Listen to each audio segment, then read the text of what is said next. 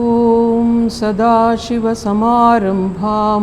శంకరాచార్యమధ్యమాం అస్మదాచార్యపర్యంతాం వందే గురుపరంపరాం.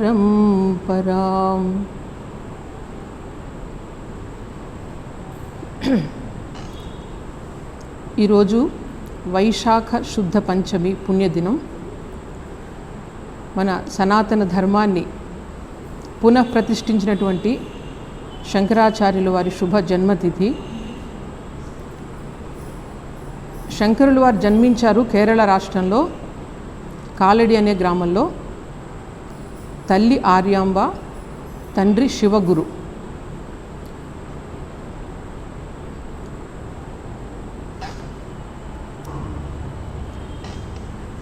అయితే వారి యొక్క జీవిత విశేషాలు మనకు చాలా కొంతవరకు తెలుసు. అయితే ఆయన ఎప్పుడు జన్మించారు, ఏ సంవత్సరంలో జన్మించారు అన్న దానిపై కొన్ని వాదోపవాదాలు ఉన్నాయి. మన చరిత్ర, మన భారతదేశ చరిత్రను ఆంగ్లేయులు కానీ పాశ్చాత్యులు రాశారు. దాని ప్రకారం ఆయన క్రీస్తు శకం 7వ శతాబ్దంలో 8వ శతాబ్దంలో అని చెప్పి వారు నిర్ధారించారు. కానీ ప్రస్తుతం పరిశోధనలు జరుగుతున్నాయి. వాటి ప్రకారం ఇప్పుడు ఆయన క్రీస్తు పూర్వమే జన్మించారని చెప్తున్నారు. అవి ఇంకా నిర్ధారించబడాలి. ఎందుకంటే మనకు ఆంగ్లేయులు మన దేశానికి వచ్చినప్పటికీ మనకు ఎక్కడ కూడా నిర్దిష్టంగా రాసి ఉన్న చరిత్ర లేదన్నమాట. అందుకని మనకు సహాయం చేయడానికి వాళ్ళు ఏం చేశారంటే కొంతమంది చరిత్రకారులను నియమించి వాళ్ళు చిన్న చిన్నగా ఏవో పరిశోధనలు చేశారు. పైన 2-3 విషయాలు అట్లా చూసి వాళ్ళకు నచ్చిన విధంగా మన చరిత్రను రాశారనమాట. అందువలన మన చరిత్రను ఇంకా కూడా నిర్ధారించవలసి ఉంది.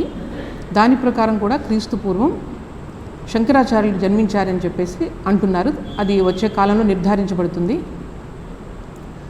అయితే శంకరాచార్యులు ముఖ్యంగా చేసింది ఏంటంటే అద్వైతాన్ని సుప్రతిష్ఠితం చేశారు వేదాంత మతంలో. అద్వైతం అంటే ఈ మొత్తం ప్రపంచం అంతా కూడా వేరువేరుగా కనిపిస్తున్నప్పటికీ వాటి వెనుక ఉన్న సత్యం ఒక్కటే, అది అద్వైతం మన వేదాంతంలో.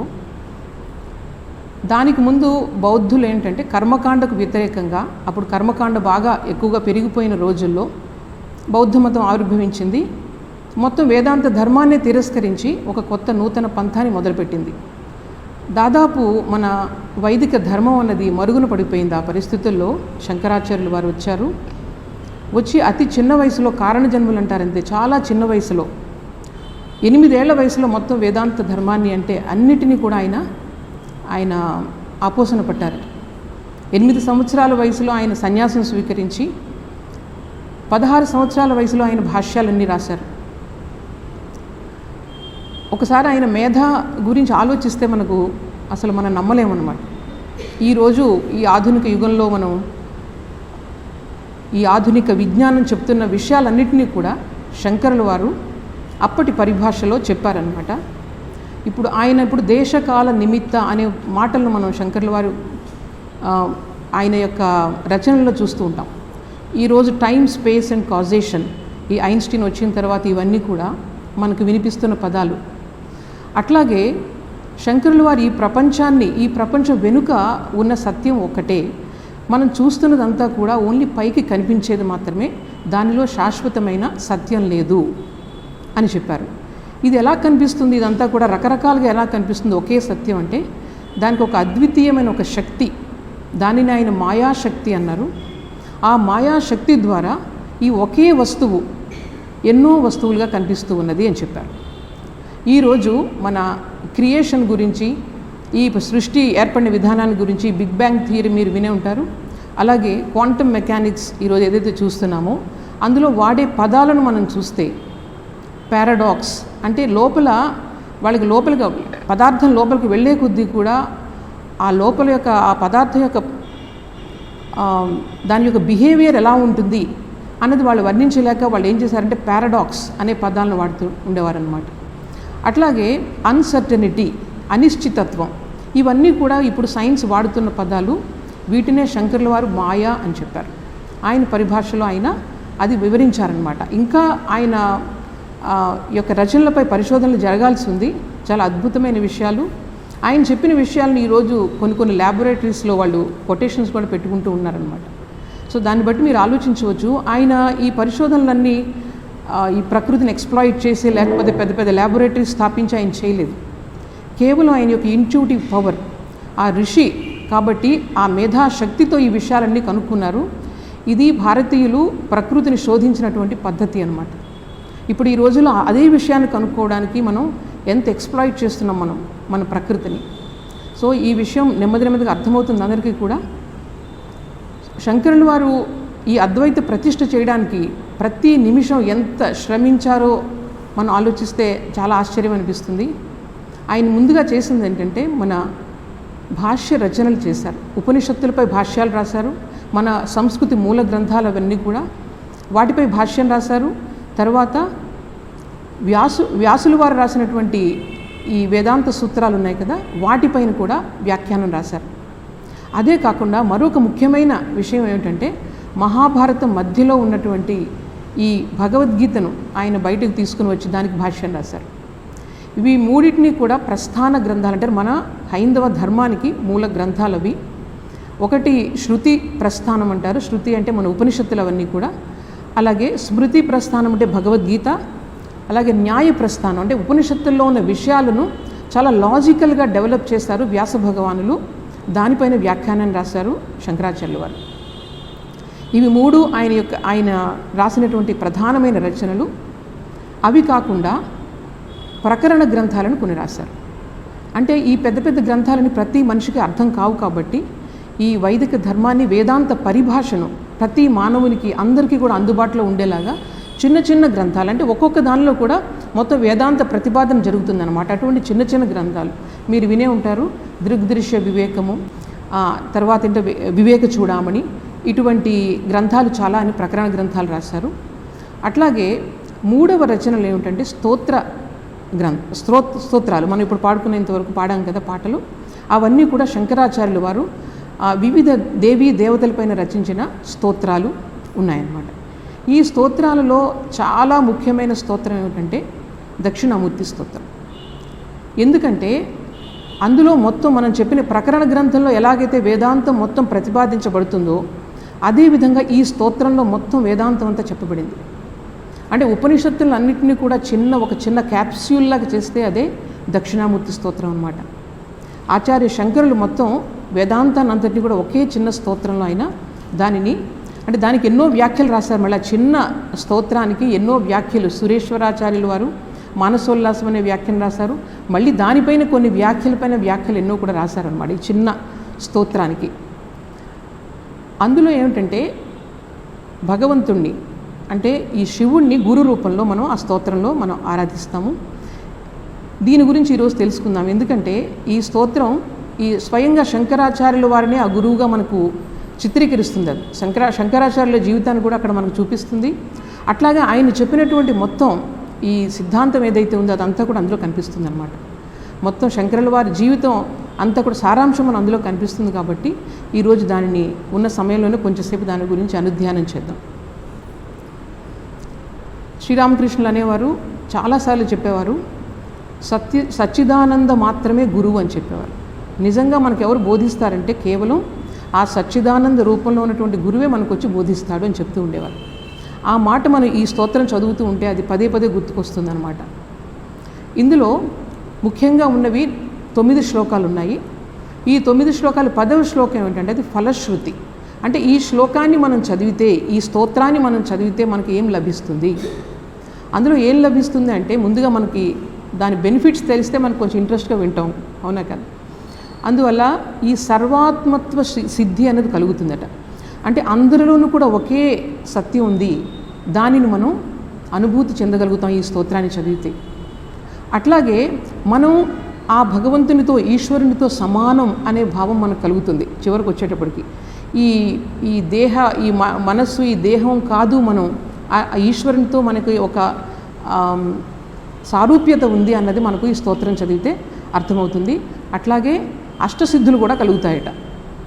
అది ఈ విధంగా 10వ శ్లోకంలో మీకు అది సర్వాత్మత్వమితి స్ఫుటీకృతమిదం అని ఒక శ్లోకం ఉంది. అందులో ఈ ఫలశ్రుతి గురించి చెప్తారు. ముందుగా ఫలశ్రుతి చెప్పుకున్నాం. అలాగే ఇందులో కొన్ని ధ్యాన శ్లోకాలు ఉన్నాయి. అయితే ఆ ధ్యాన శ్లోకాలు కూడా ఎప్పుడైతే మనం ఈ స్తోత్రాన్ని చదువుతామో దాని తర్వాత మనం ఆ ధ్యాన శ్లోకాలను చదివితే మనకి వాటి యొక్క ప్రాముఖ్యత అర్థమవుతుందన్నమాట. అందువల్ల మనం స్తోత్రాన్ని ముందుగా మొదలు పెడదాము. 9 ఉన్నాయి. ఈ 9 వాటిలో కూడా 4వ లైన్ ఏదైతే ఉందో అందులో ఒకటే లైన్ ఉంటుందన్నమాట. అందులో దక్షిణామూర్తిని 3 రకాలుగా, అంటే భగవంతుని 3 రకాలుగా చెప్తారు అక్కడ. తస్మై శ్రీ గురుమూర్తయే శ్రీ దక్షిణామూర్తయే అని 3 భాగాలుగా చెప్తారు. అక్కడ చూడండి, తస్మై అంటే తత్ శబ్దం ఏంటంటే భగవంతుని సూచిస్తుంది. మనలో ఉన్నటువంటి ఆ భగవంతుని తత్వం ఏదైతే ఉందో దాన్ని తత్ అంటారన్నమాట. సో అక్కడ తస్మై అంటే మనలో ఉన్నటువంటి భగవంతుని సత్తా ఏదైతే ఉందో దానికి అని అర్థం. అలాగే గురుమూర్తయే, అదే సత్తా, అదే యొక్క ఎసెన్స్ ఏదైతే ఉందో అదే గురువు రూపంలో ఉంటుంది, అందువల్ల గురుమూర్తయే అని చెప్తారు. ఇక 3వది దక్షిణామూర్తయే. దక్షిణామూర్తి అంటే ఇక్కడ చాలా చక్కటి 2 రకాల అర్థాలను చెప్పారు శంకర్ల వారు. అంటే శంకర్ల వారు చెప్పలేదు, తర్వాత వ్యాఖ్యానంలో చెప్తారనమాట. ఇక్కడ గొప్పతనం ఏంటంటే దక్షిణామూర్తి అంటే 2, మనకి సాకారం తర్వాత నిరాకారం 2 కూడా అక్కడ ఆ పదంలో అర్థం ఉంటుందన్నమాట. దక్షిణామూర్తి అంటే ఎవరికైతే ఈ సృష్టి స్థితి లయ చేసే దక్షత ఉందో అటువంటి వారు దక్షిణామూర్తి. అట్లాగే దక్షిణామూర్తి అంటే దక్షిణానికి అభిముఖంగా తిరిగి కూర్చున్నటువంటి మూర్తి అని కూడా అర్థం ఉంది. అంటే దక్షిణ దిక్కుకు అభిముఖంగా ఆయన కూర్చున్నారంటే ఆయన సాకార రూపంలో కూర్చుని ఉన్నారు. ఆయన ఎలా కూర్చుని ఉన్నారంటే ఆయన చాలా వయసులో చాలా చిన్న ఆయన, చుట్టూ కూర్చున్న శిష్యులందరూ కూడా చాలా వృద్ధులు అని చెప్తున్నారు. అంటే వృద్ధులు అంటే ఏంటన్నమాట, వాళ్ళకి జ్ఞానం అంటే ఆల్రెడీ వాళ్ళకి జ్ఞానం ఉంది, వాళ్ళకి అనుభూతి కావాలి. ఈ దక్షిణామూర్తి అనుభూతి సంపన్నులు సాక్షాత్ భగవానులు కాబట్టి భగవంతుడే గురువుగా మనకు వచ్చినప్పుడు ఎంత చక్కటి అక్కడ శిక్షణ జరుగుతుందో ఆలోచించాలి. ఈ వృద్ధులైన శిష్యులకు ఏం చేస్తున్నారు, ఆయన బోధిస్తున్నారు. ఎట్లా బోధిస్తున్నారు, ఆయన మౌనం ద్వారా బోధిస్తున్నారు. మౌన వ్యాఖ్య ప్రకటిత పరబ్రహ్మతత్వాన్ని కేవలం మౌనం ద్వారా ఆయన చెప్తున్నారు. అంటే అంతటి శక్తి మనకు రమణ మహర్షిని మన గురించి ఆయనకు తెలుసు. ఆయన మౌనంగానే అందరికీ చెప్తూ ఉన్నారు. రమణ మహర్షి వారిని చూస్తే మనకి దక్షిణామూర్తి ఆ సాకార రూపం మనకు గుర్తుకొస్తూ ఉంటుందన్నమాట. సో ఈ విధంగా ఆయన మొత్తం అందరికీ కూడా బోధిస్తున్నారు. ఇది మనకు రూపకల్పన. ఆయన నిరాకారులు తర్వాత సాకారులు కూడా ఏ విధంగా కావలిస్తే ఆ విధంగా. భగవంతుడు సాకారుడు నిరాకారుడు అని చెప్పారు మనకు. మన రామకృష్ణ పరమహంస కూడా చాలాసార్లు చెప్తూ ఉన్నారు ఆయన సాకారుడు నిరాకారుడు కూడా. మనకు ఏ విధంగా కావలిస్తే ఆ విధంగా మనం ఆరాధించవచ్చు. ఇప్పుడు మొదటి శ్లోకం చదువుదాము. విశ్వం దర్పణ దృశ్యమాన నగరీ తుల్యం నిజాంతర్గతం పశ్యన్నాత్మని మాయయా బహిరివోద్భూతం యథా నిద్రయా యత్ సాక్షాత్ కురుతే ప్రబోధ సమయే స్వాత్మానమేవాద్వయం తస్మై శ్రీ గురుమూర్తయే నమ ఇదం శ్రీ దక్షిణామూర్తయే. ఇవన్నీ కొంచెం అర్థం చేసుకోవడానికి కఠినంగా ఉంటాయి, కానీ చాలా చక్కగా ఉంటాయి అన్నమాట. కొంచెం ఓపికగా వినాలి. ఇక్కడ చూడండి, ముందుగా మనం చెప్పేది ఏంటంటే వేదాంతంలో ఏం చెప్తారంటే మనకు అంటే జీవాత్మకు, తర్వాత ఈశ్వరునికి, ప్రపంచానికి ఈ మూడిటికి ఉన్న సంబంధం చెప్తుందన్నమాట. ఇప్పుడు కూడా మన వేదాంతం అన్నది, మన తత్వశాస్త్రం ఏం చెప్తుందంటే మనకు ప్రపంచానికి ఉన్న సంబంధం ఏంటి, మనకు ఈశ్వరునికి ఉన్న సంబంధం ఏంటి, ఈ ముగ్గురు మధ్య జరుగుతూ ఉంటుంది. ఈ మొదటి శ్లోకంలో ఆయన ఏం చెప్తారంటే జీవాత్మ గురించి చెప్తారు. మనం ప్రపంచాన్ని ఎలా చూస్తున్నాం, మనకు ప్రపంచాన్ని ఉన్నటువంటి సంబంధం ఏమిటి, ఇది చెప్తారనమాట. సో ఇక్కడ ఎలాగంటే మనం తెలుసుకోవాల్సింది ఏంటంటే రెండిటితో పోలిస్తారు ఆయన. ఒకటి ఏంటంటే స్వప్నం ఒకటి, తర్వాత ఒక అద్దంలో ఒక ప్రతిబింబంతో పోలిస్తారు మన అంతరాత్మని. అర్థమైంది? అంటే చూడండి, ఇప్పుడు నేను ఈ ప్రపంచాన్ని అంతా చూస్తున్నాను అంటే ఎక్కడ చూస్తున్నాను నేను? మనం సాధారణంగా ఏం చెప్తాం, బయట చూస్తున్నామని చెప్తాం, కానీ నిజం సరిగ్గా ఆలోచించి చూడండి, మనం ఎక్కడ చూస్తున్నాం? లోపల చూస్తున్నాం. నేను చూస్తున్న ప్రతిబింబం అంతా ఎక్కడ పడుతుంది? లోపల పడుతుంది. మనం చూసేది లోపల చూస్తున్నాం. బాగా ఆలోచించి చూడండి. మీకు సైన్స్ కూడా ఈరోజు చెప్తుంది, మన కళ్ళ ద్వారా రెటీనా పైన ప్రతిబింబం పడుతుంది, లోపలికి వెళ్ళి మెదడుకి చేరుస్తుంది. మీరు లోపల చూస్తున్నారు ప్రతిబింబం. మీరు లేకపోతే ప్రపంచం లేదు. ఒప్పుకుంటారా? మనం లేకపోతే ప్రపంచం లేదు. అందువల్ల ఏంటన్నమాట, ఈ ప్రపంచం అంతా కూడా నా యొక్క రిఫ్లెక్షన్ మాత్రమే. మనం చూస్తున్నట్లుగా అది బయట లేదు. అది మనకు ఎప్పుడు తెలుస్తుందంటే మనకు సాక్షాత్కారం అయిన తర్వాత తెలుస్తుంది. సాక్షాత్కారం అంటే ఏంటి? ఉన్నదంతా ఒక్కటే అని అనుభూతి చెందడం. ఆ సాక్షాత్కారం కలిగిన తర్వాత మనకు అర్థమవుతుంది బయట ప్రపంచం అంతా ఏం లేదు, ఇదంతా నాలోనే ఉంది. ఇంకొంచెం ఆలోచించండి. ఇప్పుడు నా ప్రపంచం బయట ఉందంటే ఎప్పుడు చెప్తున్నాం? నా శరీరానికి బయట ఉంది ప్రపంచం, కానీ నాకు లోపల ఉంది. అవునా కదా? ఈ శరీరాన్ని కూడా నేను అనే చేతన ఏదైతే ఉందో, చైతన్యం ఏదైతే ఉందో, ఈ శరీరాన్ని కూడా నా చైతన్యంలోనే నేను గ్రహిస్తున్నాను. నా శరీరం ఉంది, అవునా కదా? నా మనసును కూడా నాకు ఎలా తెలుస్తుంది? నేను అంటే ఒకటి ఉంటేనే కదా నాకు మనసును గురించి తెలుస్తుంది. అందువల్ల నా శరీరానికి బయట ఉన్నట్లు కనిపిస్తుంది. నా మనసు అనే ఒక భ్రమ ద్వారా శరీరానికి బయట ప్రపంచం కనిపిస్తుంది. ఇంద్రియాలు అనే ఇన్స్ట్రుమెంట్స్ ద్వారా బయట ఏవోవో ఉన్నట్లు కనిపిస్తున్నాయి. ఇదే ప్రపంచాన్ని వేరే జంతువు వేరే రకంగా చూస్తుంది. ఇదే ప్రపంచాన్ని నేను ఒకలా చూస్తాను, మీరు ఒకలా చూస్తారు. ఒకే మనిషిని ఇద్దరు రెండు రకాలుగా అర్థం చేసుకుంటూ ఉంటాం. ఎందుకు జరుగుతుంది? ఇదంతా కూడా నా రిఫ్లెక్షన్, ఈ ప్రపంచం అంతా కూడా. దానికి ఎగ్జాంపుల్స్ చెప్తున్నారు, చాలా చక్కని ఎగ్జాంపుల్స్. ఏంటంటే మనకు నిద్రలో కళ్ళు వస్తూ ఉంటాయి. కళ వచ్చినంతసేపు మనం అర్ధరాత్రి కళలు కంటూ ఉంటాం, కానీ అంతా మనం కళలో మాత్రం వెలుగును చూస్తూ ఉంటాం, ఎక్కడికో వెళ్తూ ఉంటాం, ఏవో కొంటూ ఉంటాం, తింటూ ఉంటాం, రకరకాలు చూస్తూ ఉంటాం. సో కళలో ఉన్నంత వరకు మనకు ఆ కళ చాలా సత్యం. కానీ ఒక్కసారి వెలుగు వచ్చిన తర్వాత అప్పుడు ఏమనుకున్నా, అయ్యో అంతా నా లోపల నేను సృష్టించుకున్నదే కళ అంతా కూడా. ఎక్కడి నుంచి సృష్టించాము ఒకసారి ఆలోచించండి. దీనిని చాలా విశ్లేషిస్తారనమాట వేదాంతంలో. ఇది ఒక ఎగ్జాంపుల్ చెప్తారు. ఏ విధంగా అయితే కళ నుంచి మేల్కొన్న తర్వాత కళ నాలో నుండి ఉద్భవించిందని తెలుసుకుంటావో, అదేవిధంగా ఈ ప్రపంచం కూడా అంతా నీలోనే అన్నది నీకు అర్థమవుతుంది. ఎప్పుడు? సాక్షాత్కారం అయిపోయిన తర్వాత. యస్ సాక్షీకురుతే ప్రబోధ సమయే స్వాత్మానమేవాద్వయం. అది నీకు తెలుస్తుంది అనమాట. నీ జీవాత్మ లోపల ఏదైతే చేతనత్వం, భగవంతుని యొక్క అంశ, నాలో దివ్యత్వం ఉంది అని స్వామి వివేకానంద చెప్తూ ఉండేవారు. ప్రతి మనిషిలో దివ్యత్వం ఉందంటే దీని అర్థం ఇది అనమాట.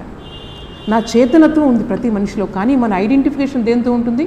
బాడీ మైండ్తో ఉంటుంది. కాబట్టి మనకు అంత ఇంత అశాంతి అన్నమాట. సో ఇక్కడ శ్రీ శంకరాచార్యుల వారు ఏం చెప్తున్నారంటే, ఇదంతా కూడా మనసు యొక్క భ్రాంతి. బయట మీరు చూస్తున్నదంతా కూడా ఎట్లాగా? ఒక అద్దంలో ప్రతిబింబం ఎలా కనిపిస్తుందో అట్లా. అద్దంలో ఒకసారి చూడండి, ఒక ప్రతిబింబాన్ని చూస్తున్నాం, బాగా నీళ్లు పడుతున్నాయి, సెలయేరు ఉంది, దాని ఎదురుగా ఒక అద్దం పెట్టామనుకోండి, అద్దంలో మనం సెలయేరుని చూస్తున్నాం. ఆ సెలయేరు వస్తూ ఉంటుంది, కానీ అద్దం తడుస్తుందా? మంటలు కనిపిస్తూ ఉంటాయి. అద్దం కాలిపోతుందా మంటలకి? కాలిపోదు. అద్దంలో అన్నీ కనిపిస్తుంటాయి, అంత దూరం లోతుగా ఉంది, అన్నీ కనిపిస్తాయి, అన్ని డీటెయిల్స్ మీకు కనిపిస్తాయి, కానీ అద్దం మాత్రం ఎఫెక్ట్ అవ్వదు. దానిని మన యొక్క ఆత్మతత్వాన్ని చెప్పడానికి శంకరాచార్యుల వారు అది చెప్తున్నారనమాట. అది అధిష్టానం కింద మాత్రమే ఉంటుంది, ఒక సబ్స్ట్రాటం మాత్రమే ఉంటుంది. మన యొక్క ఆత్మ ఏదైతే ఉందో అది ఎఫెక్ట్ అవ్వదు అనమాట, దేనికి కూడా ఎఫెక్ట్ అవ్వదు, అద్దంలాగే. అది చెప్తారు. అలాగే అసంగత్వం, దానివల్ల ఏమీ టచ్ అవ్వదనమాట. బయట యొక్క పరిస్థితుల వల్ల లోపల ఏదైతే ఉందో ఆత్మ, అది ఏమాత్రం స్పర్శ దానికి తగలదు. మనం దానిని గుర్తించుకుని మనం ఏం చేస్తున్నాం అనమాట, ఈ మనసు బాడీతో మనం గుర్తించుకొని అన్ని బాధలను అనుభవిస్తున్నాం. సఫరింగ్ అందువల్లే మనకు వస్తుంది.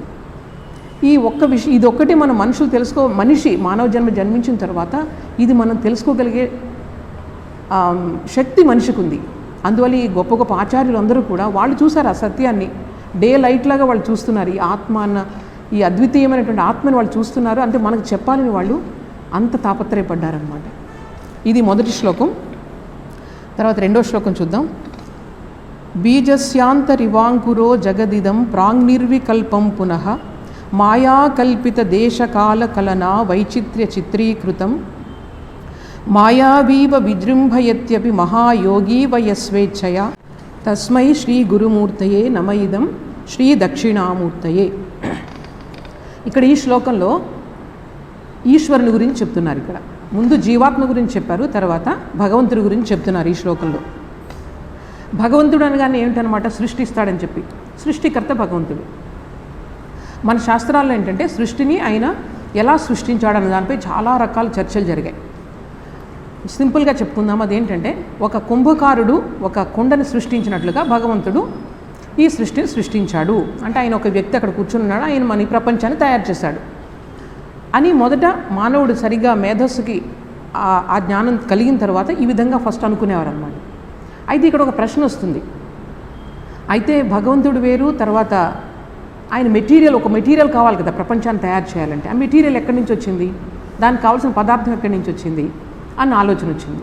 వచ్చిన తర్వాత వాళ్ళు ఏం చేశారనమాట, ఇంకా తర్వాత డీప్గా ఆలోచించి భగవంతుడు దాన్ని ఆరంభవాదం అంటారు, అలా కాకుండా పరిణామం చెందాడు. భగవంతుడు ఎలాగైతే ఒక విత్తనం నుంచి మీకు మొత్తం ఒక చెట్టు ఎలా వస్తుందో ఆ విధంగా భగవంతుడు కూడా ఒకే దాని నుంచి వచ్చాడు. అంటే అప్పుడు మనకి ఏంటంటే వచ్చిన దాని నుంచి వచ్చాడు కాబట్టి దానికి దీనికి ఏమీ డిఫరెన్స్ లేదు పదార్థంలో, కేవలం రూపాంతరం చెందింది. ఒక చిన్న విత్తనంలో మొక్క వస్తుంది కదా, మొక్క వచ్చినప్పుడు ఎక్కడి నుంచి వచ్చింది, బయట ఎక్కడి నుంచి రాలేదు కదా, లోపల నుంచే వచ్చింది. సో విత్తనంలో ఏదైతే ఉందో మొక్కలో కూడా అదే ఉంది. కానీ రకరకాల ఆకులు, చెట్లు, పువ్వులు రకరకాల వాటిగా మనకు కనిపిస్తూ ఉందన్నమాట. ఈ విధంగా భగవంతుడు ఇలా వచ్చాడు అని చెప్పి ఆ తర్వాత అలా అయితే మరి ఈ సృష్టిలో చాలా చెడు కూడా ఉంది, అదంతా కూడా భగవంతుడే సృష్టించాడా మరి, అటువంటిప్పుడు భగవంతుడు ఎలా అవుతాడు అని ఒక మాట వస్తుంది. అప్పుడు వాళ్ళు ఏం చెప్పారంటే భగవంతుడు సృష్టించినప్పటికీ ఆయన నిమిత్త మాత్రుడు. ఇప్పుడు మనం చెప్పుకున్నాం కదా, ఆయన ఏమి ఎఫెక్ట్ అవ్వడు అనమాట. ఈ మంచి చెడుకు ఆయన ఏమి ఎఫెక్ట్ అవ్వడు, అది జగద్ అధిష్టానం అంటారు. ఆయన అధిష్టానంగా ఆయన ఉన్నారు, కానీ ఆయన వీటన్నిటి కూడా ఎఫెక్ట్ అవ్వరు అని చెప్పేసి భగవంతుడి గురించి రకరకాల వాదాలు ఉన్నాయి. అంటే సృష్టి ఎలా వచ్చింది భగవంతుని గురించి అని ఇందులో అది చెప్తున్నారు చూడండి. బీజస్యాంతరివాంకురో, ఎలాగైతే విత్తనం లోపల అంకురం ఉందో ఈ మొత్తం కూడా ప్రపంచం అంతా కూడా నిర్వికల్పంగా ఉంది. నిర్వికల్పం అంటే ఒకే విధంగా ఉంది, ఏ విధమైన భేదాలు లేకుండా ఉంది మొదట్లో అని చెప్పి, తర్వాత నెమ్మదిగా ఏమొచ్చింది, మాయాకల్పిత దేశకాల కలన వైచిత్ర్య చిత్రీకృతం. ఈ విచిత్రమైనటువంటి ఈ రంగులు, ఆకారాలు ఇవన్నీ దీని నుంచి వచ్చాయి. ఎలా వచ్చాయంటే మాయాకల్పిత దేశకాల కలన. ఈ మాయాశక్తి వల్ల దేశకాల, స్పేస్ అండ్ టైం అంటే ఏంటి చూడండి, మైండ్లోనే ఉంది. మీరు ఒకసారి నిద్రపోతే మీకు ఏం తెలుస్తుంది, మీరు ఎక్కడున్నారో తెలుస్తుందా, సమయం తెలుస్తుందా? నిద్రపోతే మీకు సమయం తెలియట్లేదు, మీరు ఎక్కడున్నారో తెలియట్లేదు. మరి అయితే ఎక్కడుంది టైం, తర్వాత ఈ స్పేస్ అనేది ఎక్కడుంది, మైండ్లో ఉంది, అవునా కదా? మీకు మైండ్ ఎంతవరకు పనిచేస్తుందో అంతవరకే స్పేస్ అండ్ టైం ఉన్నాయి. ఈ మైండే మీకు మాయా, అవునా కదా? మన భ్రాంతి ఎక్కడ ఉంటుంది, అంతా కూడా మైండ్లోనే ఉంటుంది. మైండ్లోనే చూస్తాం, అది మంచి, ఇది చెడు అని రకరకాల ద్వంద్వాలు చూస్తూ ఉంటాం. భ్రాంతి అంతా కూడా అక్కడే ఉంది. సో దానివల్ల ఏం చెప్తున్నారనమాట, మాయాకల్పిత దేశకాల కలన వైచిత్ర్య చిత్రీకృతం. ఒకే హోమోజీనస్గా ఉన్న ఒక పదార్థం నుంచి ఇవి రకరకాలు ఎలా వచ్చాయంటే ఒక మాయాకల్పిత శక్తి వల్ల వచ్చాయి అని చెప్తున్నారు. అలాగే ఇంకొక ఎగ్జాంపుల్ ఏం చెప్తున్నారంటే, మన మెజీషియన్ ఉన్నారు కదా, ఇంద్రజాలం చేస్తారు, మీరు చూసే ఉంటారు. రకరకాలు ఏవేవో సృష్టిస్తూ నిజంగా ఉన్నాయా, అవి ఉన్నాయా? లేనివి మనకు ఉన్నట్టు కనిపిస్తూ ఉంటాయి. అలాగే భగవంతుడు ఏంటంటే ఈ లేని దాన్ని మనకు ఉన్నట్లుగా కొన్ని ఇన్స్ట్రుమెంట్స్, ఇంద్రియాలను ఇచ్చేసి తర్వాత మైండ్ అనే ఒక ఇన్స్ట్రుమెంట్ని ఇచ్చి ఆయనే రకరకాలుగా మారుతూ మనకు అలా భ్రాంతిని కలుగు చేస్తున్నాడు అని చెప్పి ఇంద్రజాలికుడు తర్వాత ఇంద్రజాలం ఎగ్జాంపుల్ ఇచ్చారు. అలాగే మహాయోగీవ స్వేచ్ఛ, ఆయన సృష్టి ఎలా సృష్టించాడంటే, ఇంద్రజాలికుడు అంటే ఏదో ఆయన డబ్బుల కోసం ఆయన చేస్తాడు, ఆయన స్వేచ్ఛగా చేయడు, కొంత ప్రయత్నం కావాలి, దానికి ప్రిపరేషన్ కావాలి. కానీ భగవంతుడికి మహాయోగి, ఆయన అవలీలగా చేస్తాడట ఈ సృష్టి అన్నది. ఈ సృష్టి అనేది కష్టపడిపోయి ఆయన చేయడు, చాలా అవలీలగా చేస్తారనమాట. ఇక్కడ ఈ విధంగా ఈశ్వర తత్వాన్ని గురించి ఈ 2వ శ్లోకంలో చెప్తున్నారు. అర్థమైందా? తర్వాత 3వ శ్లోకం చదువుదాం. యస్యైవ స్ఫురణం సదాత్మకం అసత్కల్పార్థకం భాసతే సాక్షాత్ తత్వమసీతి వేదవచసా యోబోధయత్యాశ్రితాన్ యత్ సాక్షాత్కరణాత్ భవేన్న పునరావృత్తిర్భవాంభోర్నిధౌ తస్మై శ్రీ గురుమూర్తయే నమ ఇదం శ్రీ దక్షిణామూర్తయే. ఇక్కడ చూడండి, మన వేదాంతంలో ఏం చెప్తారంటే ఈ జీవాత్మ తర్వాత పరమాత్మ రెండు ఒకటే, వాటిన్నిటికీ భేదం లేదు అని చెప్తారు. సో ఈ 3వ శ్లోకంలో ఏం చెప్తున్నారనమాట, ఆయన దక్షిణామూర్తి గురు రూపంలో ఆయన చెప్తున్నారు. తత్వం అసి అనే వాక్యం ద్వారా ఈ జీవాత్మకు మనకి ఆయన ఏం చెప్తున్నారనమాట, నీవు ఆ పరమాత్మ ఒక్కటే, నీవు ఆ ఈశ్వరుడు ఒక్కటే. అది ఈ గురు రూపంలో ఈ 3వ దాంట్లో చెప్తున్నారనమాట. ఫస్ట్ త్వం పదార్థం అంటారు, నెక్స్ట్ తత్ పదార్థము అంటే భగవంతుడు, త్వం పదార్థం అంటే నీవు మనము, తత్వం అసి అంటే నీవు ఆయన ఒక్కటే అని మనకు ఎవరు చెప్తారు, భగవంతుడు. గురువు వచ్చి చెప్పాలి మనకి, అవునా కదా? మనం ఏమనుకుంటున్నాం, ఇంతవరకు కూడా మనం ఈ దేహం తర్వాత ఈ ప్రాణం ఇంద్రియాలు ఇవన్నీ మనం అనుకుంటున్నాం. కానీ మన గురువు వచ్చి ఏం చెప్తాడనమాట, నీవు ఆ భగవంతుడు ఒక్కటే అని చెప్తాడు. అందువల్ల ఇక్కడ ఏం చెప్తున్నారనమాట, ఈ బయట ఏదైతే సత్తా అంటారు, ఒక వస్తువు ఉంది అంటే భగవంతుని యొక్క ఉనికి వల్లే అది ఉంది, లేకపోతే అది ఉండలేదు. భగవంతుని యొక్క ఉనికి సబ్స్ట్రాటంగా ఉంది కాబట్టే ప్రతి దానికి ఉనికి అన్నది ఉంది. ఆ ఉనికి అన్నది భగవంతుడు. అదే ఉనికి మనందరిలో కూడా స్ఫురణ. చూడండి, మనకు ఎవరు చెప్పక్కలేదు నువ్వు ఉన్నావు, నువ్వేనా అంటే మీరు ఏం చెప్తారు? మీరు నువ్వు ఉన్నావని మీకు చెప్పాలా? చెప్పని అవసరం లేదు కదా. మనందరికీ తెలుసు నేను ఉన్నానని చెప్పి. లోపల నుంచి ఎప్పుడు కూడా నేను నేను నేను అని మనకు వస్తూనే ఉంటుంది ప్రతిదానికి కూడా. నేను అక్కడికి వెళ్ళాను, నేను ఇది తిన్నాను, నేను అక్కడ పడుకున్నాను. ఈ నేను అన్నదాన్ని మనకు ఎవరో వచ్చి గుర్తు చేయక్కర్లేదు. దానిని స్ఫురణ అంటారనమాట. దానిని స్ఫురణ అంటారు. ఈ స్ఫురణ తర్వాత ఈ ఉనికి, ఇది భగవంతుడు అంటే ఇదే. దానిపైన మనం కల్పించుకున్నవన్నీ కూడా ఇదంతా కూడా భ్రాంతి కల్పన. దానివల్లే మనకు దుఃఖం వస్తుంది.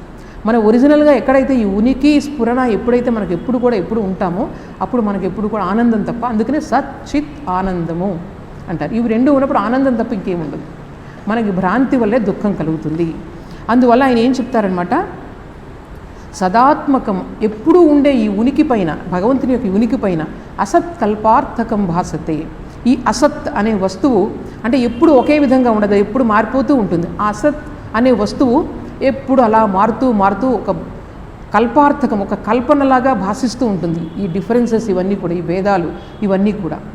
సో ఆయన ఈ గురు రూపంలో వచ్చి ఏం చేస్తున్నారు, మనకి తత్వమసీతి వేదవచస, తత్వం అసే అనే వేదవాక్యం ద్వారా, తత్వం అసి అనే వేదవాక్యం ద్వారా మనకు ఆశ్రయించిన వాళ్ళందరికీ, మనకు కాదు, అందరికీ కాదు, ఎవరైతే ఆశ్రయిస్తారో భగవంతుణ్ణి, గురువుని ఎవరైతే ఆశ్రయిస్తారో వాళ్ళందరికీ కూడా తత్వం అసి అనే వేదవాక్యం ద్వారా బోధిస్తున్నారట.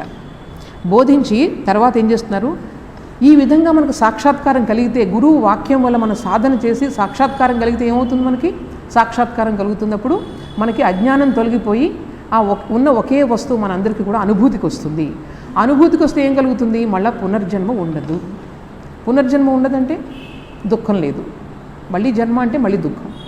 సో దీనివల్ల ఏమవుతుందన్నమాట, గురువు మనకు వచ్చి భగవత్ తత్వాన్ని మనలో జాగృతం చేసినప్పుడు మనకు అది మన యొక్క అనుభూతి ద్వారా మనం పొందగలిగినప్పుడు అప్పుడు మనకి ఇంకా పునర్జన్మ ఉండదు అని ఈ 3 శ్లోకాల్లో చెప్తున్నారు. యాక్చువల్గా ఈ 3 శ్లోకాల ద్వారా మనకు మొత్తం వేదాంతం అంతా చెప్పబడింది. తర్వాత శ్లోకాలు ఏంటంటే దాని యొక్క ఎక్స్టెన్షన్ అనమాట.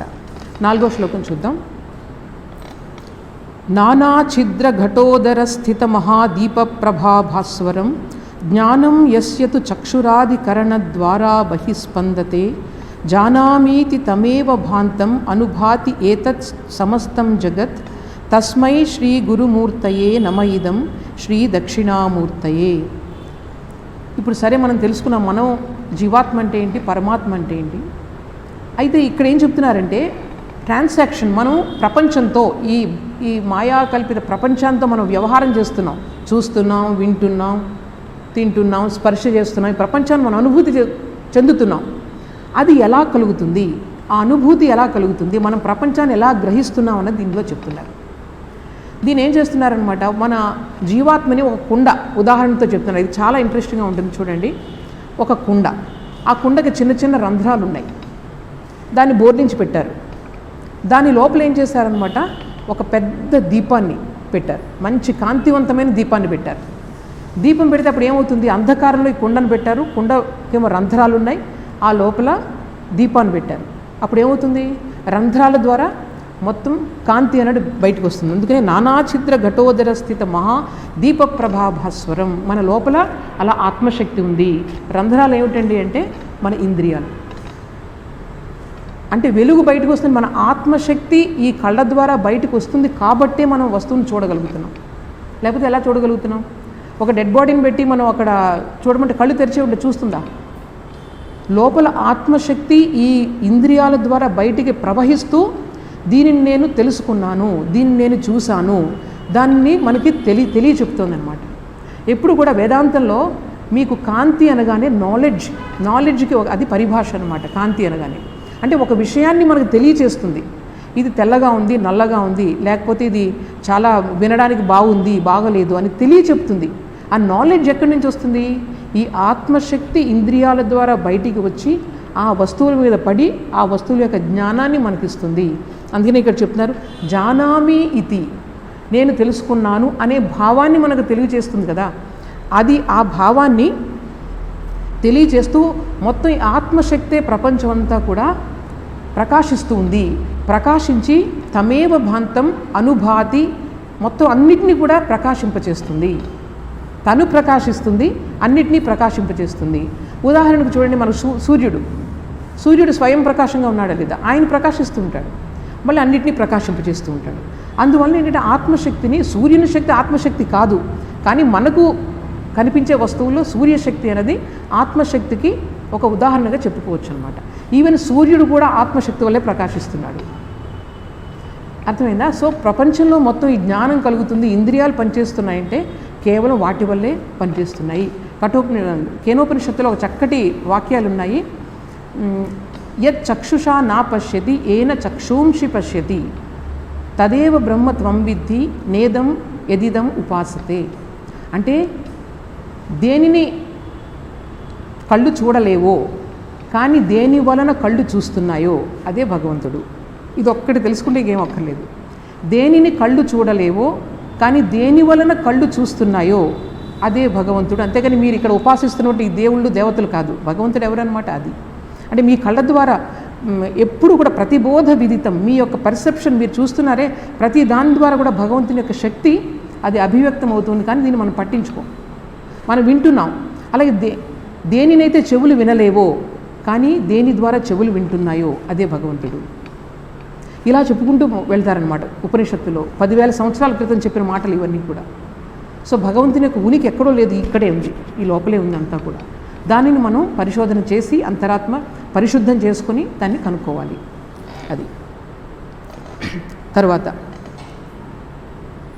దేహం ప్రాణమపీంద్రియాణ్యపి చలాం బుద్ధిం చ శూన్యం విదుః స్త్రీ బాలాంధ జడోపమాస్త్వహమితి భ్రాంత్యా భృశం వాదినః మాయాశక్తి విలాస కల్పిత మహావ్యామోహ సంహారిణే తస్మై శ్రీ గురుమూర్తయే నమయిదం శ్రీ దక్షిణామూర్తయే.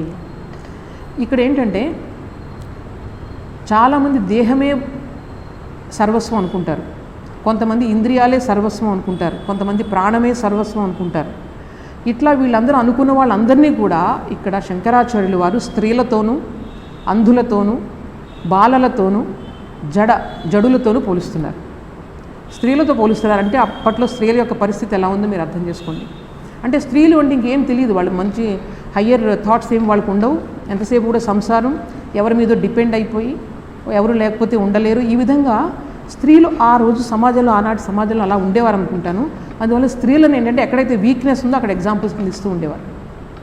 స్త్రీ అంటే ఏంటంటే ఇక్కడ ఇమోషనల్లీ వీక్, ప్రతిదానికి ఇమోషనల్గా ఇది స్టెబిలిటీ లేదనమాట. అట్లాగే మైండ్ ఎక్కువగా పనిచేయడం వల్ల సంసారం తన వరకు, తన పిల్లలు అంతవరకు సరిపెట్టుకోవడం అంతవరకు. అట్లాంటి వాళ్ళు ఎప్పుడు కూడా భగవంతుని పొందలేరు. ఎంతసేపు ఈ బంధాల్లో కూరుకుపోయిన వాళ్ళు ఎలా పొందగలరు?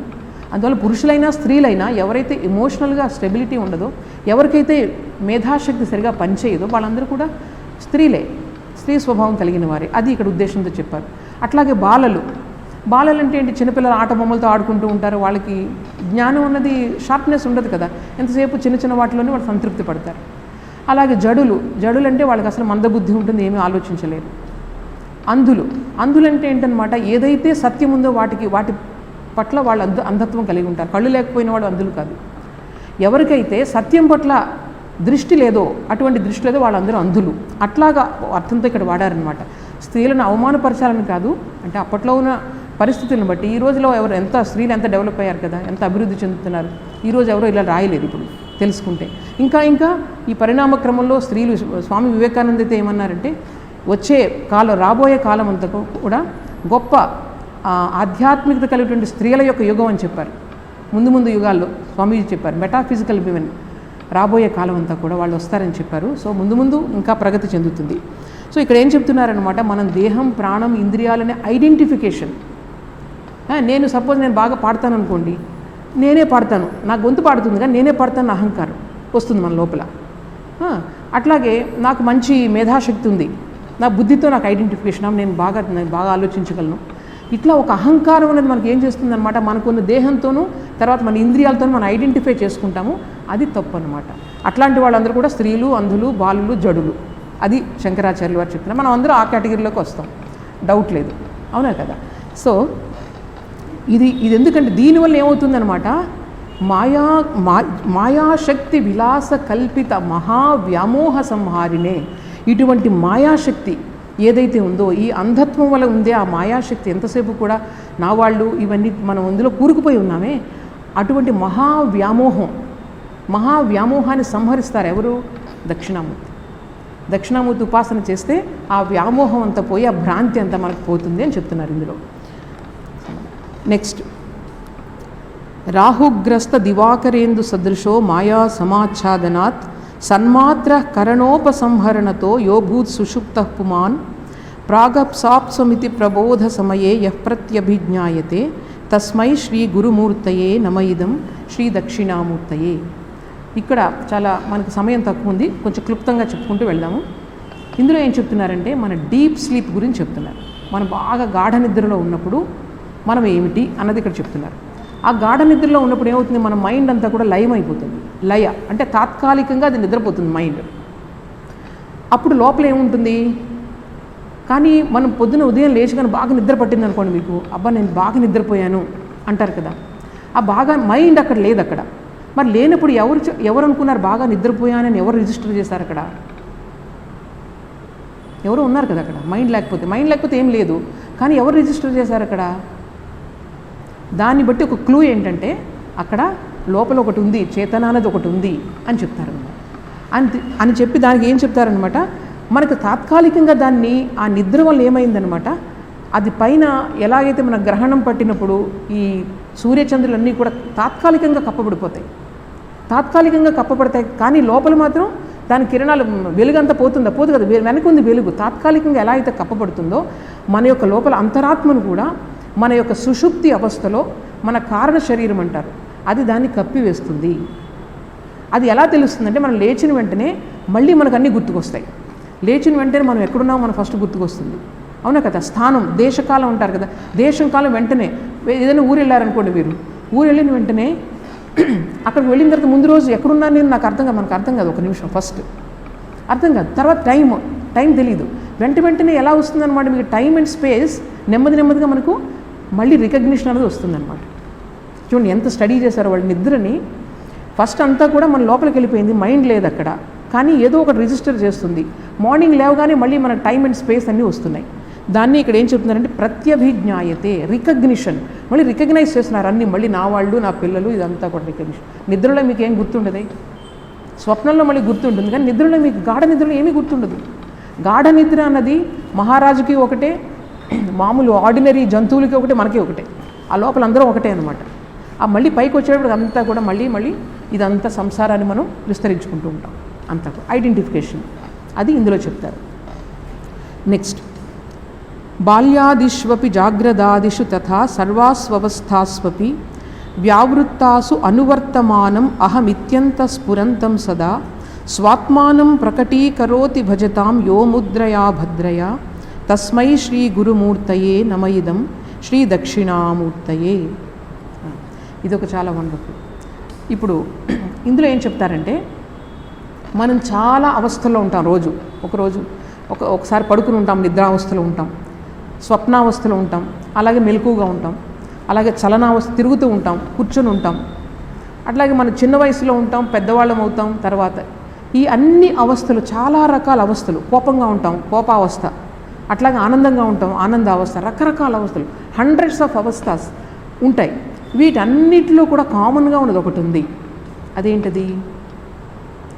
నేను.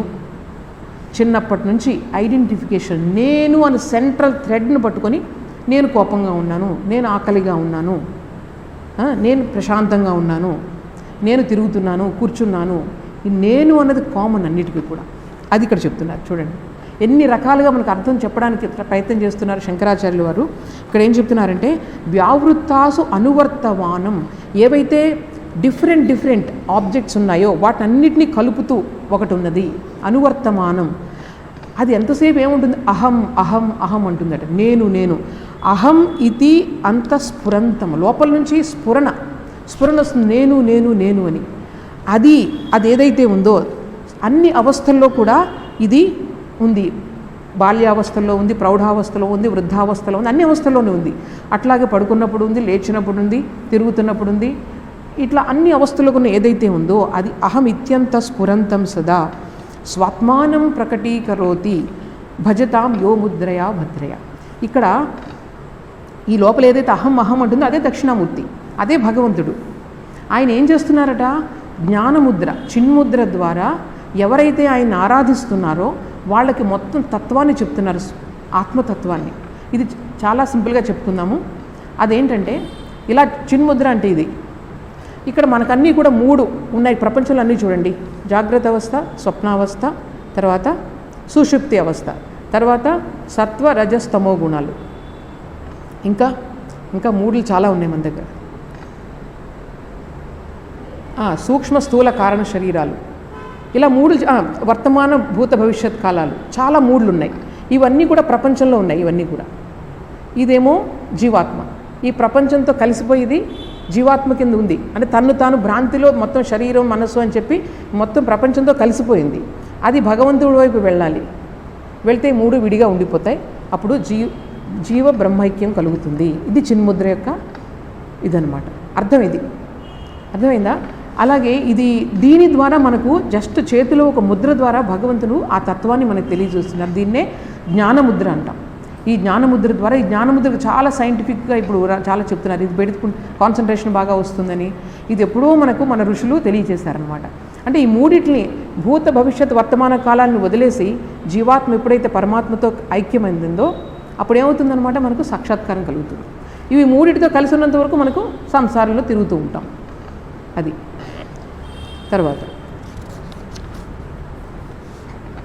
విశ్వం పశ్యతి కార్యకారణతయా స్వస్వామి సంబంధతః శిష్యాచార్యతయా తథైవ పితృపుత్రాద్యాత్మనా భేదతః స్వప్నే జాగ్రతి వాయ ఏష పురుషో మాయా పరిభ్రామితః తస్మై శ్రీ గురుమూర్తయే నమ ఇదం శ్రీ దక్షిణామూర్తయే. ఇక్కడ చూడండి, ఇంకొకటి ఏంటంటే ఈ మాయా పరిభ్రామితః. మనం ఎందుకు ఈ సంసారంలో తిరుగుతూ ఉన్నాము అంటే ఈ మాయకు 2 రకాల శక్తి ఉంటుంది. ఒకటి ఏంటంటే సత్యాన్ని దాచిపెడుతుంది, రెండోది ఏంటంటే అసత్యాన్ని సత్యంగా చూపిస్తుంది. అందుకనే మాయాశక్తి అని చెప్పాం కదా. ఒకటంటే సత్యాన్ని కప్పి ఉంచుతుంది, అదేంటంటే మనము ఆత్మస్వరూపం అన్న విషయాన్ని కప్పి ఉంచుతుంది. అంతతో ఊరుకుంటే పర్వాలేదు. ఏం చేస్తుందన్నమాట, లేనిదాన్ని ఉన్నట్టుగా చూపిస్తుంది. ఈ శరీరాన్నే ప్రపంచం మొత్తం సర్వస్వం కింద చూపిస్తుంది. అది మనకి ఇక్కడ చెప్తున్నారనమాట, మాయా పరిభ్రామ. అందువల్ల ఈ సంసారం లేనిదాన్ని ఉన్నట్టుగా చూపిస్తుందే దానిని విక్షేప శక్తి అంటారు. ఎంతసేపు బయట అవుట్వర్డ్ మైండ్ వస్తుంది, ఇదంతా కూడా భ్రాంతి కలుగుతూ ఉంటుంది. ఇది సత్యం అని చెప్పేసి వీళ్ళే నా ఫ్రెండ్స్, వీళ్ళే నా వాళ్ళు అనుకుంటూ ఉంటాం. భ్రాంతి ప్రతి నిమిషం భ్రాంతి కలుగుతూ ఉంటుంది, మళ్ళీ తెగుతూ ఉంటుంది. సో దాన్ని బట్టి దీన్నే సంసారం అంటారు. తిరుగుతూ ఉంటాం. సుఖం నుంచి దుఃఖానికి, దుఃఖం నుంచి సుఖానికి తిరగడానికి సంసారం అంటారు, ఇంకేం కాదు. సంసారంలో మనం స్టడీగా ఉండగలిగితే no problem at all. But ఎప్పుడు కూడా తిరుగుతూ ఉంటుంది కాబట్టి పరిభ్రామిత అంటే ఇంకా ఎప్పుడు తిరుగుతూనే ఉంటాం. దేనివల్ల అంటే ఈ మాయ యొక్క విక్షేప శక్తి వల్ల. విక్షేప శక్తి ఏం చేస్తుంది, ఉన్న మన ఆత్మస్వరూపాన్ని కప్పి ఉంచుతుంది, మన శరీరం అనే భ్రాంతిని కలిగించి దాన్ని పెద్దగా చేసి చూపిస్తుంది. అందువల్ల ఏమవుతుంది అన్నమాట, ద్వంద్వాలు వస్తాయి, సుఖం దుఃఖం వస్తుంది. ఇక్కడ చెప్తున్నారు శిష్యుడు గురువు, తర్వాత తండ్రి కొడుకు, ఇవన్నీ ద్వంద్వాలు ఎలా వస్తాయి, కార్యకారణ సంబంధం వల్ల వస్తాయి. ఈ కార్యకారణ సంబంధం ఎలా వస్తుంది, ఈ మైండ్ వల్ల వస్తుంది. మళ్ళీ అంతా కూడా దేశకాలాల వల్ల వస్తుంది. సో ఇలా ఆలోచించుకుంటూ పోతే ఏంటనమాట, దీని మూల కారణం ఏంటంటే ఈ విక్షేప శక్తి వల్ల మనకి ఇదంతా భ్రాంతి అన్నది కలుగుతుంది అని చెప్తున్నారు. తర్వాత భూరంభాస్యనలో నిలోంబర మహర్నాథో హిమాంశు పుమాన్ ఇత్యాభాతి చరాచరాత్మకమిదం యస్యైవ మూర్త్యష్టకం నాణ్యత్ కించన విద్యతే విమృశతాం యస్మాత్ పరస్మాత్ విభో తస్మై శ్రీ గురుమూర్తయే నమ ఇదం శ్రీ దక్షిణామూర్తయే. ఇదేమిటంటే ఈ ప్రపంచాన్ని ఇప్పుడు దక్షిణామూర్తి మన గురించి మనకు చెప్పారు. దీన్ని ఎలా ఉపాసన చేసి ఆయన మన అనుభూతికి తెచ్చుకోవాలి అన్న విషయాన్ని ఇందులో చెప్తున్నారు. ఇందులో ఏంటంటే ఈ ప్రపంచం మొత్తం కూడా 8 అంశాలతో, మనం చూస్తున్న ప్రపంచం 8 అంశాలతో నిర్మించబడి ఉంది. అవి ఏంటంటే పంచభూతాలు మీకు తెలుసు కదా. పంచభూతాలు అంటే పృథివీ ఆపస్తేజ వాయు ఆకాశ పంచభూతాలు. తర్వాత మనస్సు, బుద్ధి, అహంకారం. ఈ భగవద్గీతలో కూడా చెప్పబడి ఉంది. ఈ 8 వాటితోనే మొత్తం ప్రపంచం అంతా ఏర్పడి ఉంది. మనం మొత్తం ఈ మ్యాటర్నంతా కూడా మనం అనలైజ్ చేసుకుంటూ వెళ్తే ఇవే ఉంటాయన్నమాట, ఇంకేమి లేవు. అందుకని ఏం చేయాలన్నమాట, మొత్తం ఈ ప్రపంచం అంతా అలా ఈ 8 అంశాలతోనే ఉంది కాబట్టి మనం దానిని విశదీకరించాలి, మనం దాన్ని ఎనలైజ్ చేయాలి. ఎనలైజ్ చేసి ప్రపంచాన్ని ఎనలైజ్ చేసి భ్రాంతి నుంచి బయటికి రావాలి అని చెప్తున్నారు. అందువల్ల మనం దక్షిణామూర్తిని ఆ విధంగా ఉపాసన చేయాలి, మనం ఎనలైజ్ చేయాలి, ప్రపంచాన్ని భ్రాంతిలో ఉండకూడదు అని చెప్పి ఈ శ్లోకం చెప్తుంది. తర్వాత మనం 10వ శ్లోకం చెప్పుకున్నాము, అది ఇంక నేను చెప్పట్లేదు. సర్వాత్మత్వమితి స్ఫుటీకృతమిదం యస్మాదముష్మింస్తవే తేనాస్య శ్రవణాత్ తదర్థమననాత్ ధ్యానాత్ సంకీర్తనాత్. దీన్ని ఏం చేయాలి, ఈ స్తవాన్ని మనం శ్రవణం చేయాలి. శ్రవణం చేయడం వల్ల ఏమవుతుందంటే మనలో ఉన్నటువంటి మలం అంటే ఏదైతే చెడు ఉందో అది నాశనం అవుతుంది. అట్లాగే మననం చేయాలి, దాన్ని పదే పదే పదే ఆలోచించడం వల్ల మనలో ఉన్న సంశయాలు ఏవైతే డౌట్స్ ఉన్నాయో ఈ ప్రపంచం గురించి, సత్యం గురించి, అవన్నీ కూడా తొలగిపోతాయి. తర్వాత ఏం చేయాలి, నిధిధ్యాసన, ధ్యానం చేయాలి. ధ్యానం చేస్తే సత్యంలో ప్రతిష్ఠితమవుతాం, మనకి ఈ భ్రాంతి అనేది తొలగిపోతుంది అని చెప్తున్నారు. ఇది అంటే ఈ 3 కూడా మనం చేయాలి. ముందు శ్రవణం చేయాలి, తర్వాత మననం చేయాలి, 3వది అనుధ్యానం చేయాలి. చేయడం వల్ల దీనివల్ల వచ్చే ఫలితం మనకు వస్తుంది అని చెప్తున్నారు. ఇప్పుడు చివరిలో మనం ఏం చేద్దామంటే ధ్యాన శ్లోకాలు చదివి ముగిద్దాము. ఇందులో ఏం చెప్తారంటే ఆయన మౌనం ద్వారా వ్యాఖ్య చేస్తున్నారు. ఒక వటవృక్షం మూలంలో ఆయన కూర్చుని ఉన్నారు. వటవృక్షం సంసారానికి చిహ్నం, ఎందుకంటే అలా పెరుగుతూనే ఉంటుంది, అవునా కదా. వటవృక్షం దాని మూలంలో ఆయన కూర్చున్నారంటే ఈ సంసారానికి ఆయనే మూలం, ఆయనే భగవంతుడు అని సింబాలిక్ అన్నమాట. అట్లాగే ఆయన చుట్టూ కూడా చాలామంది వృద్ధులు కూర్చొని ఉన్నారంటే ఎవరైతే జ్ఞానాన్ని సంపాదించారో వాళ్ళు వృద్ధులు అనమాట, జ్ఞానే వృద్ధులు. వాళ్ళు కూర్చొని ఉన్నారు, వాళ్ళ అనుభూతి కోసం కూర్చొని ఉన్నారు, అనుభూతి కోసం వాళ్ళందరూ కూర్చొని ఉన్నారు. ఇందులో చెప్పేది అది. ఆయన చాలా నిర్మలంగా ఉన్నారు, ప్రశాంతంగా ఉన్నారు. మొత్తం అన్ని విద్యలు కూడా ఆయన మూలము, అన్ని భవరోగాల్ని ఆయన నాశనం చేస్తారు అని చెప్తున్నారనమాట. ఆ శ్లోకాలు నేను చదువుతాను, మీరు కొంచెం కళ్ళు మూసుకొని అనుధ్యానం చేయండి. వటబిటపి సమీపే భూమిభాగే నిషన్నం సకలమునిజనానాం జ్ఞానదాతారమారాత్ త్రిభువన గురుమీశం దక్షిణామూర్తిదేవం జననమరణదుఃఖచ్ఛేదదక్షం నమామి. చిత్రం వటతరోర్మూలే వృద్ధా శిష్యా గురుర్యువా గురోస్తు మౌనం వ్యాఖ్యానం శిష్యాస్తు ఛిన్న సంశయాః. ఓం నమః ప్రణవార్థాయ శుద్ధజ్ఞానైకమూర్తయే నిర్మలాయ ప్రశాంతాయ దక్షిణామూర్తయే నమః. నిధయే సర్వవిద్యానాం భిషజే భవరోగిణాం గురవే సర్వలోకానాం దక్షిణామూర్తయే నమః. మౌనవ్యాఖ్యా ప్రకటిత పరబ్రహ్మతత్వం యువానం వర్షిష్ఠాంతేవ సదృశిగణైరావృతం బ్రహ్మనిష్టైః ఆచార్యేంద్రం కరకలిత చిన్ముద్రమానందరూపం స్వాత్మా రామం ముదితవదనం దక్షిణామూర్తిమీడే.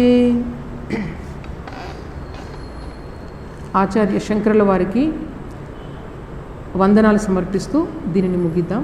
ఓం శాంతి శాంతి శాంతి.